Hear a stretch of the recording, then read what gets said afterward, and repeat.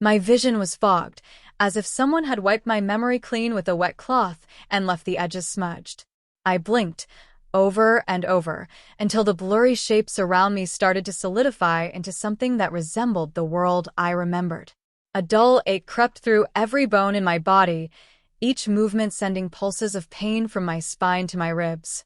The ceiling fan above me spun with a faint buzz, slow and uneven, like the ticking of a broken clock.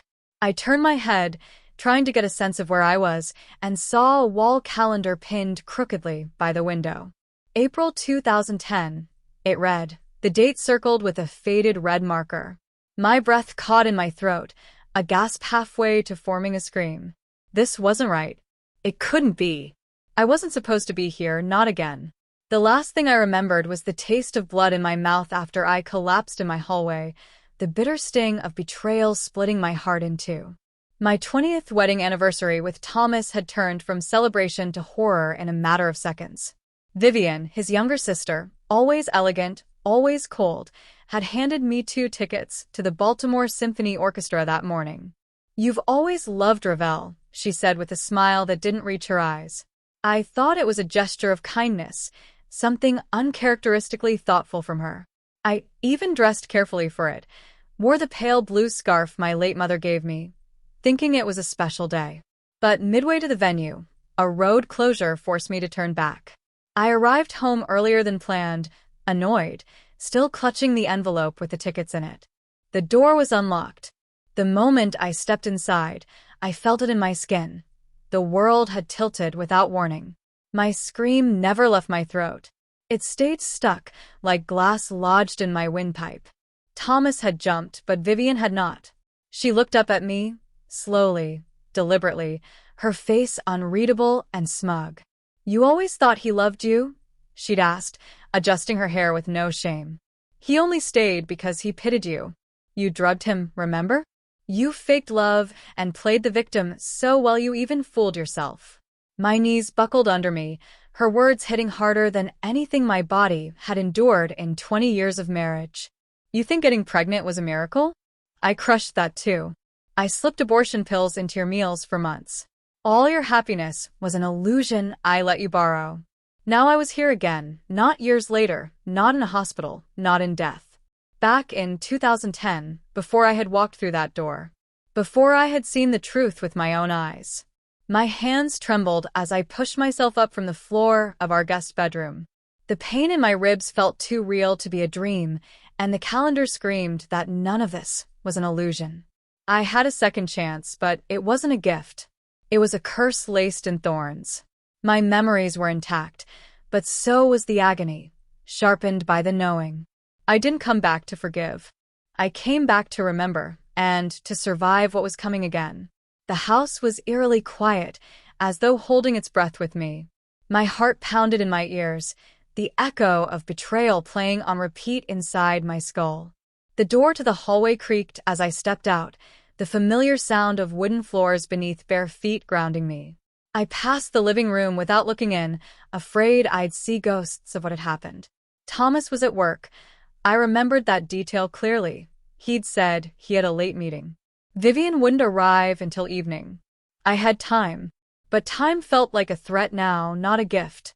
My body remembered pain, and my heart remembered fire, burning through every lie I had believed. The kitchen looked exactly as it had the morning of our anniversary, the table still neatly set for 2. I stared at the porcelain plates with gold trim, remembering how I'd carefully chosen them on our 5th year together. I had clung to things like that, believing beauty could patch the cracks in a house full of silence. The tea kettle sat where I left it, empty and cold, mocking the warmth I used to associate with home. I reached for it on instinct, but my hand stopped midair, as if even my body knew better now. The scent of cinnamon still clung to the air, from the oatmeal I'd made for us earlier, before I knew what he was. Before I knew what I was to him. A mistake, a charity case, a woman he never loved but pitted into permanence. I touched the edge of the table, and for the first time, realized the warmth was gone. The house felt like a museum of lies. When Thomas walked through that door later tonight, he'd smile like always, measured, mild, safe. He'd kiss me on the cheek with that same polite distance he'd perfected over the years. He'd hand me roses, or maybe my favorite wine, and tell me he was sorry he had to work on our anniversary. And I would smile. I would pretend, because that's what he expected, and I wasn't ready yet. I needed time to think. I wasn't ready to confront him. Not until I understood what I wanted to do with this knowledge. This chance to relive the worst year of my life was not a blessing. It was a test of how much pain a person can endure when they know what's coming. And I wasn't about to fail again. I walked through the hallway slowly, brushing my fingers against the wallpaper we had picked together, now looking cheap and suffocating. Every framed photo felt like a stranger's smile. There was our wedding day, Thomas in his navy suit, me in my lace gown, a spring wind lifting my veil as if to warn me.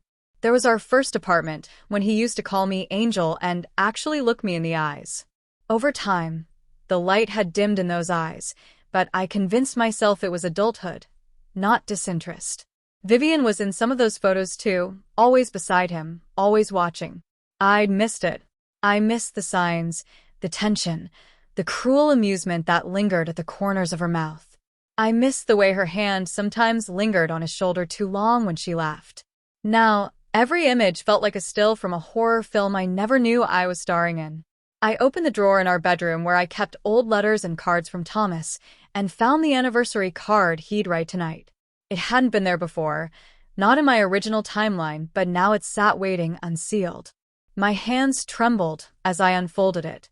To April, my constant, my safety, my quiet. I don't deserve you, and maybe I never did, but I'm thankful every day you stayed.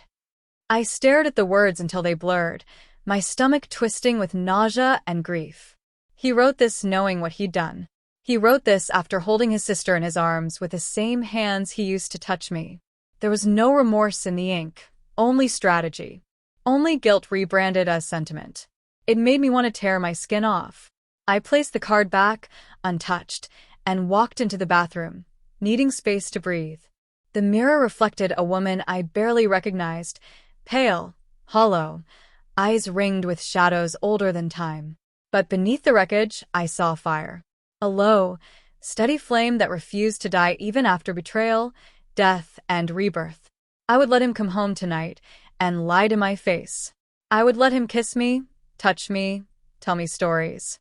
And then I would begin the slow, merciless undoing of everything he thought he'd secured. Because love did not live here anymore. Only memory, only fury, only truth. And the truth had finally found its voice. That evening, as the sun dipped behind the maple trees lining our street, I dressed slowly, methodically.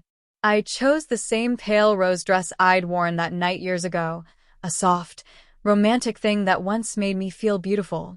Now it felt like armor, ironic and cruel. I tied my hair up the same way, letting the loose strands fall to mimic the woman I had once been. Not for him, but for me, for the version of myself who thought this night would be something worth remembering. The silence in the house thickened with every minute, a storm pressing against the windows from the inside. I sat on the edge of the bed, listening for the turn of his key. I already knew how his voice would sound, how rehearsed his affection would be. But I wouldn't flinch. Not anymore. I was a graveyard now, and he was the ghost still pretending the funeral hadn't started. The lock clicked at 6:48 p.m., just like before. I counted the seconds between the sound of the door opening and his footsteps across the floor. Thomas's voice rang out, light and confident. "April? You home, sweetheart?" I didn't answer right away. I waited, letting the pause stretch like a wound between us. When he reached the hallway and saw me standing in the dim light, his face lit up with practiced warmth. He held out a bouquet of lilies, my favorite, or at least they had been before I associated them with graves. "Happy anniversary," he said, like a man who believed words could erase betrayal. I took the flowers and smiled, but it didn't reach my eyes. He didn't notice. He never noticed. We sat down to dinner, the same one I'd prepared that day in the old timeline. Roast chicken with rosemary, scalloped potatoes, and a bottle of red wine we saved for occasions. I watched him eat. Every bite he took was a performance, every compliment laced with false sincerity. He told me about his workday, about meetings and traffic, and how he'd miss lunch. I nodded, chiming in with little anecdotes, pretending I still cared. It felt like holding a conversation with a mannequin that wore the skin of a man I used to love. He reached across the table to touch my hand, and for a moment, I felt the urge to recoil. But I didn't. I let him hold it, because I needed to remember exactly how empty love could feel when it was based on a lie. After dinner, he led me to the living room, the scene of the original sin. He lit candles, put on a soft jazz record, and pulled me gently into a slow dance. His breath was warm against my ear as he whispered, "You're still the most beautiful woman I've ever known." It took everything in me not to pull away and scream. Instead, I let him spin me under the same ceiling that would soon collapse under the weight of what he had done. My body moved with his, but my mind was far away, in the past, in the memory of Vivian's cold eyes and venom-laced voice. "He stayed out of pity," she had said. "You never had a right to him." I felt the words pressing against my ribs, branding me. This wasn't love. It was survival wrapped in a velvet lie. That night, when he finally fell asleep beside me, I stayed awake and watched him breathe. I studied his face, trying to remember the moment I first started mistaking indifference for devotion. The line between them had always been blurred. Thomas had a way of loving that looked like silence, like patience, like absence. I remembered the first year of our marriage, when I mistook his distance for maturity. I thought I was lucky to have a man who didn't raise his voice, who never argued. But now I knew better. He didn't raise his voice because he didn't care enough to fight. He let me speak and let me hope and let me break, all while holding secrets like fine china behind his back. And now, I had returned not to forgive, but to witness. To see the truth play out in real time. And to end it on my own terms. The next morning, I rose before Thomas, careful not to disturb the bed's quiet lies. The soft rustle of the sheets was the only sound I left behind as I moved through the house. I stood in the kitchen again, staring at the chair where I had once cried alone, letting betrayal eat through my spine like termites. But now, something inside me was shifting, not healing, not yet, but sharpening. I didn't want revenge in the cinematic sense. I didn't want fire or blood or fury. I wanted clarity. I wanted to stand in the ruin with open eyes and an unflinching heart. The most dangerous woman is the one who knows the truth and says nothing, not because she's afraid, but because she's patient. I was becoming her. And for the first time in years, I felt awake. I pulled the concert tickets from where I had tucked them in my coat pocket the night before. Holding them now, they felt heavier, saturated with something more than ink and cardboard. Vivian had known exactly what she was doing when she gave them to me. She understood timing, manipulation, and cruelty dressed in elegance. I flipped the tickets over and traced the handwriting on the envelope. "Take the night off. You deserve it." I remembered thinking how rare it was for her to show kindness, and how it had almost moved me to tears. That was her skill, to injure you in such a way that you'd thank her for the wound.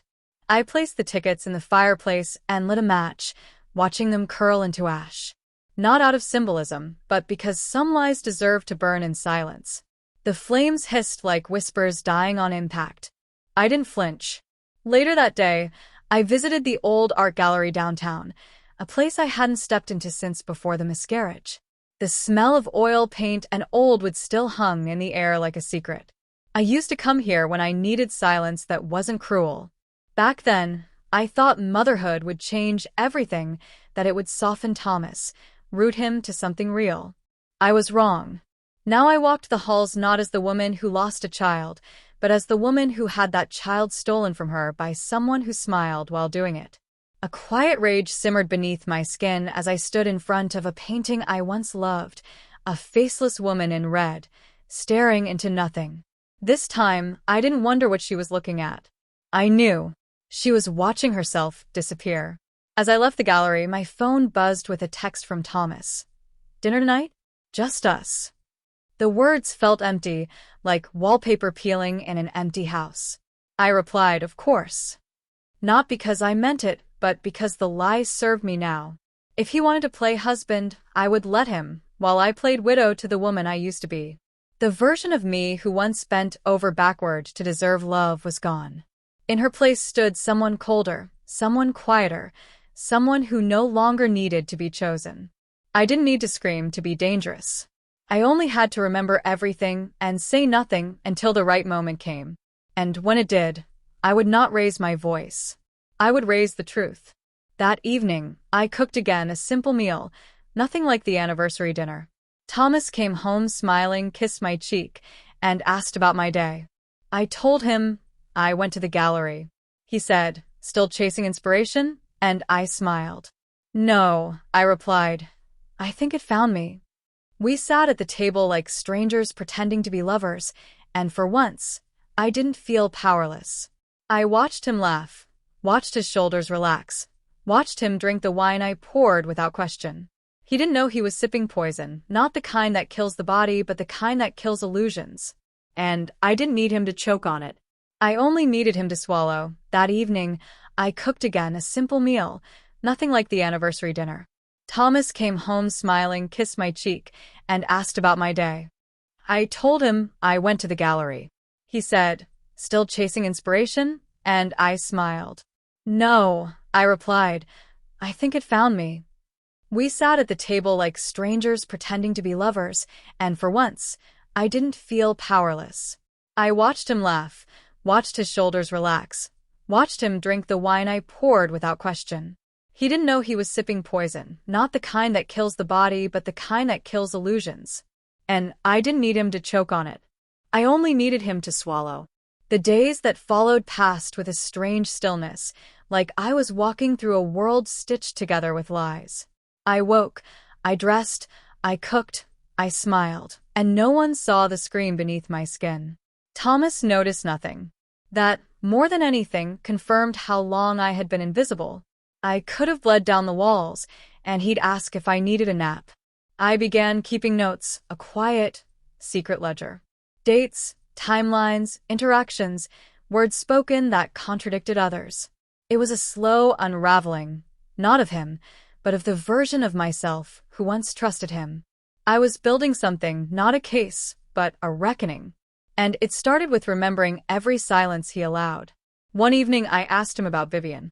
I watched his face carefully, looking for the twitch, the pause, the shift in eyes. She called earlier, I lied. Said she might come by soon. He nodded too casually. Oh, didn't mention anything to me. That was his tell. He always blinked twice when he was lying. Maybe I misheard, I said, sipping my tea, not looking away. She said something about missing you.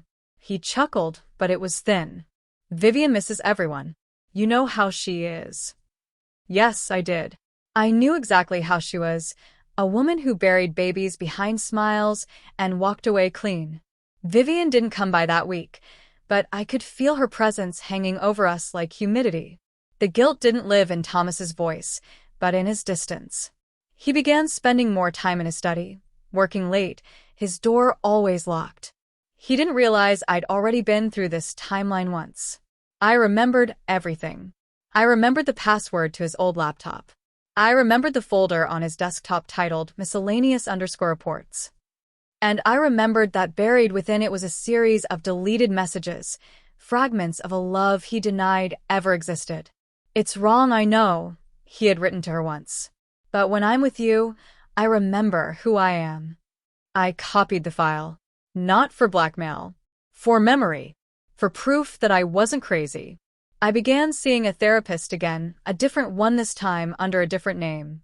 I told her half-truths about betrayal, about waking up with a man whose hands no longer felt like home.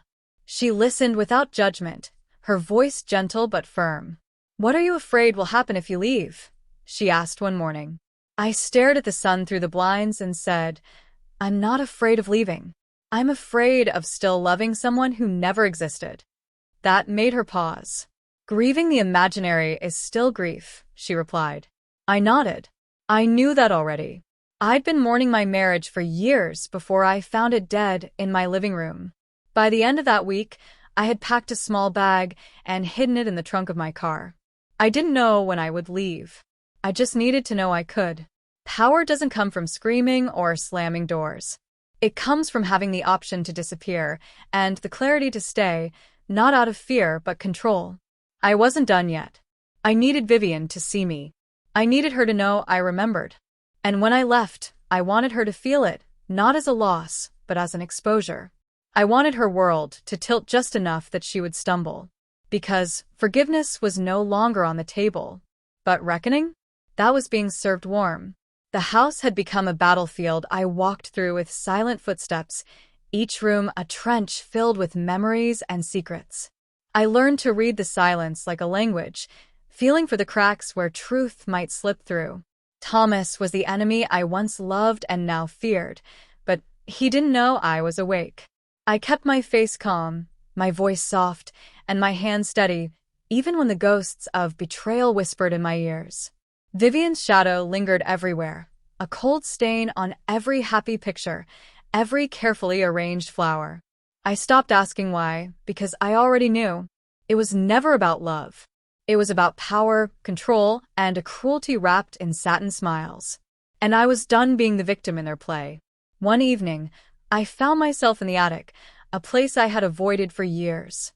Dust danced in the sunlight filtering through the cracked window, catching like shards of broken promises. I opened an old trunk filled with forgotten keepsakes, letters, photos, and a crumpled journal.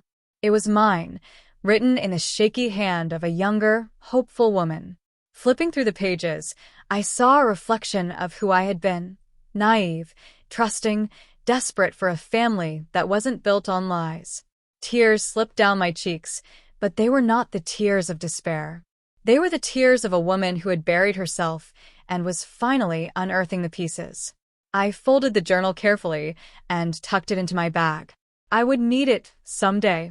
That night, Thomas tried to reach me, again, with words that felt rehearsed, like a script he had memorized but never believed. "April, can we talk? Please." I looked at my phone, his name glowing on the screen, and let it ring until it went to voicemail. Then I deleted the message. I was no longer a woman waiting for apologies or explanations. I was a woman deciding when the war would end, on her terms, in her time.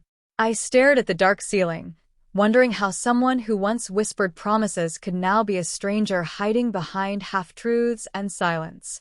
I realized then that some wounds never heal. They just become part of your story, sharp edges you carry with you, always. Days later, Vivian showed up, unannounced, uninvited, with that same cold smile and eyes like knives. She wanted to talk, to clear the air, she said. I let her in, my face unreadable, my heart pounding like a war drum. She tried to charm me with fake sympathy, but I wasn't a frightened girl anymore. I listened quietly as she spun lies about how she was protecting the family and how Thomas never meant to hurt anyone. When she finished, I looked her straight in the eyes and said, "You think I don't remember? You think I've forgotten every word?" The silence that followed was thicker than any argument. I didn't forgive her, not then, not ever. I simply told her I was waiting for her to realize that some betrayals leave scars no apology can touch. That night, I sat alone in the dark, feeling the weight of every choice pressing down on me. I wasn't sure what came next, but I knew I wasn't the same woman who had fallen apart in that hallway. I was harder now, not cold, but steady. The flames of the past still burned, but they didn't consume me. Instead, they lit a path forward.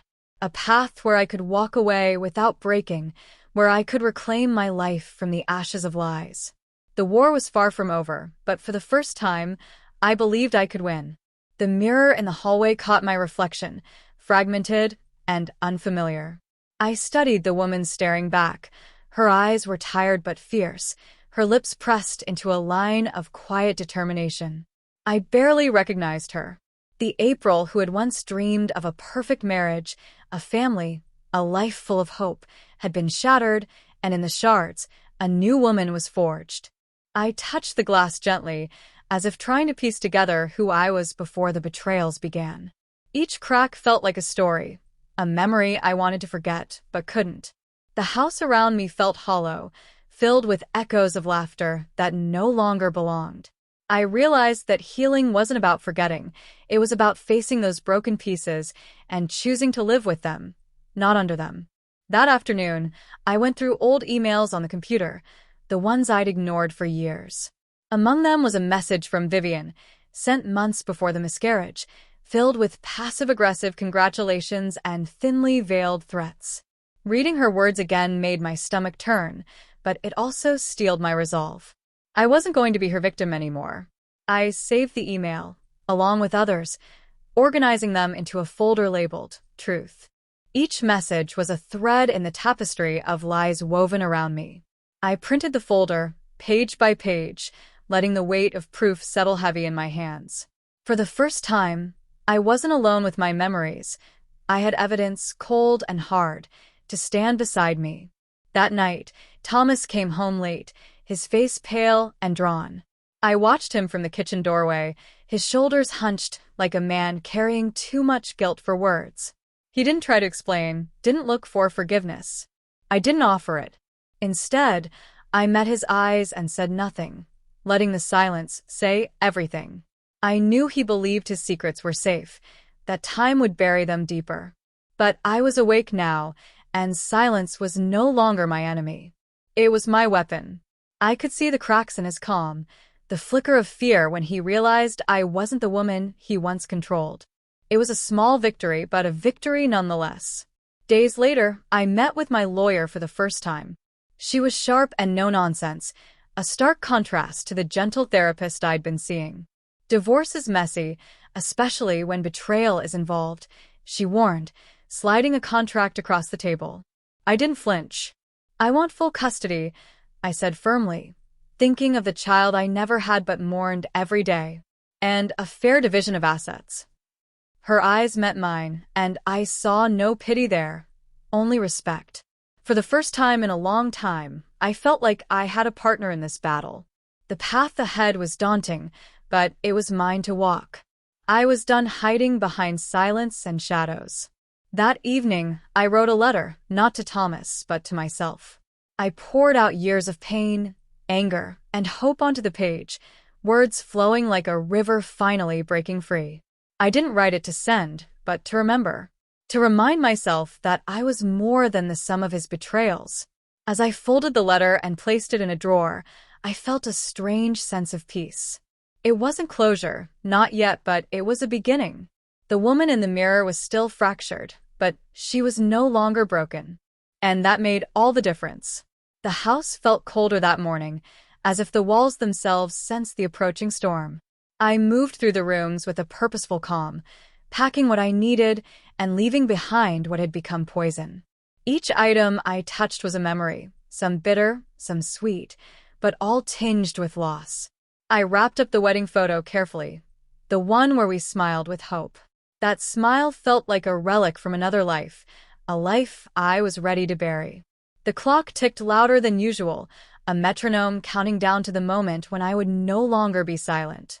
I was preparing not just to leave, but to claim back every piece of myself he had tried to steal. That afternoon, I arranged a meeting with Vivian, not to plead, not to beg, but to confront. When she walked in, dressed impeccably as always, her smile was like a blade wrapped in silk. I didn't flinch. "You took everything from me," I said quietly, my voice steady despite the storm inside. "And you expect me to forgive you? To forget?" She shrugged, unaffected. "Life's not fair, April. You lost your grip." I held her gaze, unblinking. "No." "I lost a version of myself I'm done being." "And you?" "You'll never win." She laughed softly, but there was no warmth in it. "We'll see," she said, turning on her heel.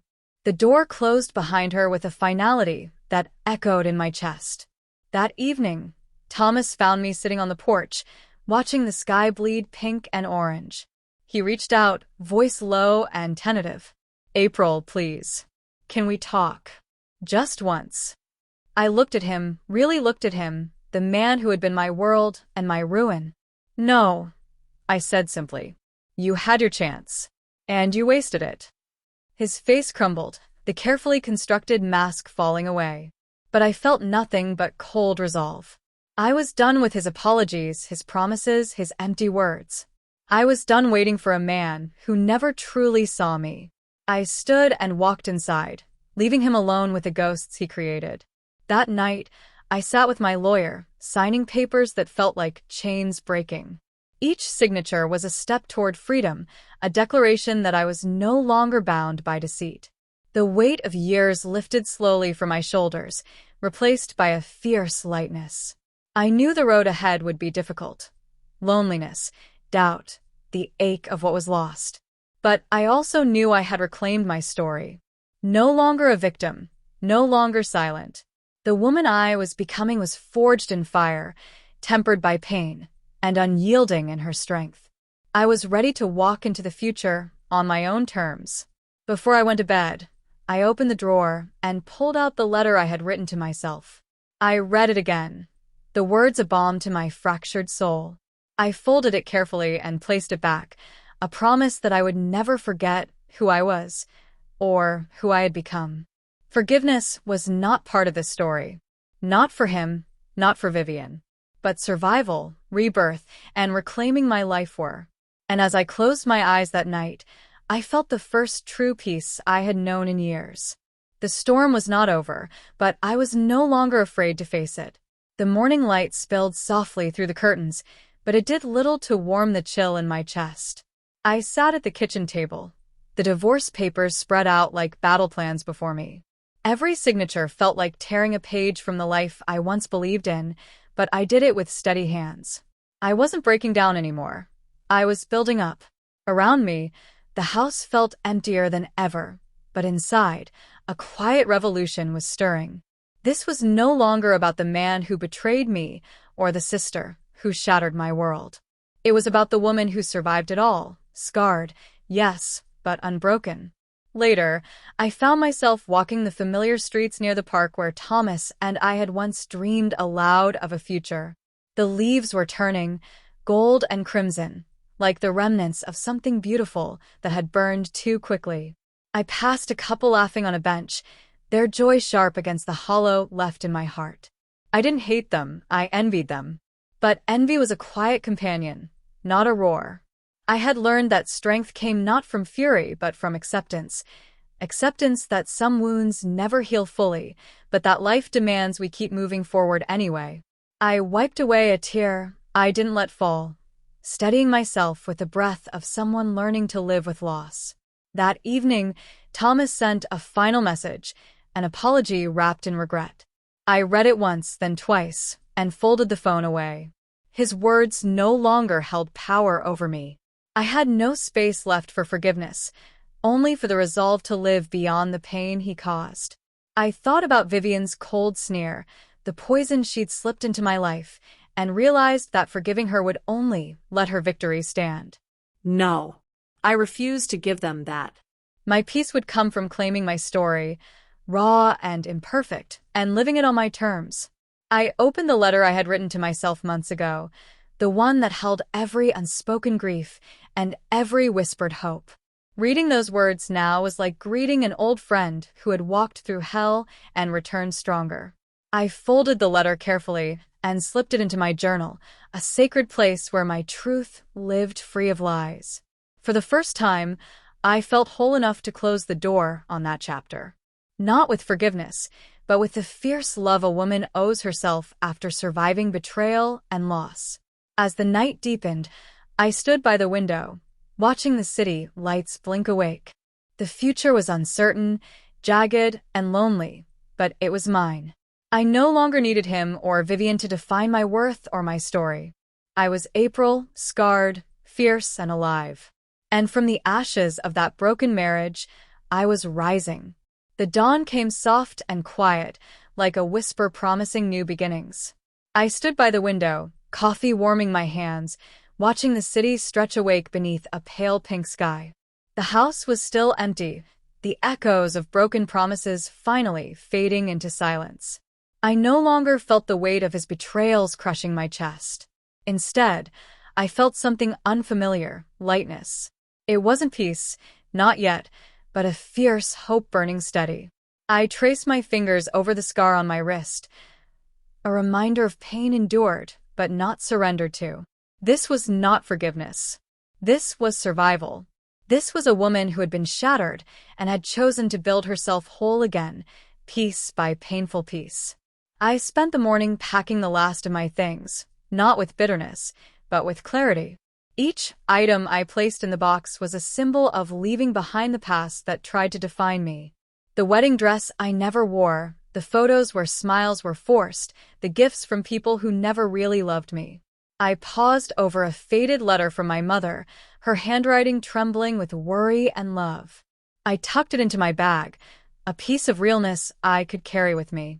I locked the door one last time and stepped outside, the cool morning air filling my lungs with something like freedom. The road ahead was uncertain, paved with the shards of yesterday's pain and tomorrow's promise. I had no illusions that the scars would vanish or that the past wouldn't haunt me in quiet moments. But I knew I no longer belonged to the story of betrayal and broken trust. I belonged to the story of a woman who refused to be silenced, who refused to be erased. I would write the next chapters in my own hand, raw, unfiltered, and unapologetically real. I wouldn't forgive him, and I wouldn't forget. But I would live. I would rise. As I walked away from the house that had been both prison and battlefield, I felt the weight of years lift from my shoulders. The sun warmed my face, steady and sure. I was no longer April Harper, the wife who lost everything. I was simply April, a survivor, a warrior, and a woman reborn from the ashes of her own pain. And that was enough.